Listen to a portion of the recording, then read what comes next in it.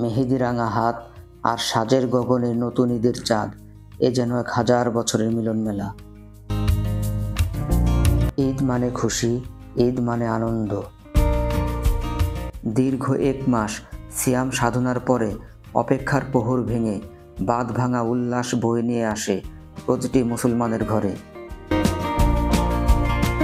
আর সেই আনন্দের রসদ যোগান দিতে আতশবাজির জুড়ি মেলা ভার। ছোট বড় সবার মনে এ যেন এক কৃত্রিম নিয়ন আলোয় আনন্দের ঘনঘটা।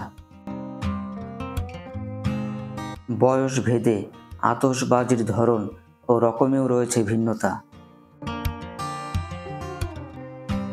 কারো পছন্দ শব্দ ও ধোঁয়ার কুণ্ডলী, আবার কারো হাতে শোভা পায় আলোর ফোয়ারা।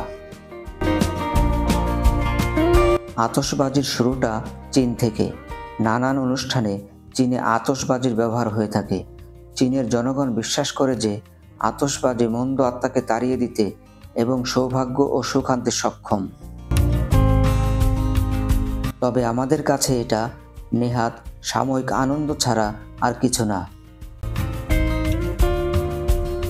আতশবাজির ব্যবহারটা একটু সাবধানের সাথে করতে হয়, অন্যথায় যে কোনো সময় যে কোনো অপ্রীতিকর ঘটনা ঘটে গিয়ে সমস্ত আনন্দ ম্লান হয়ে যেতে পারে।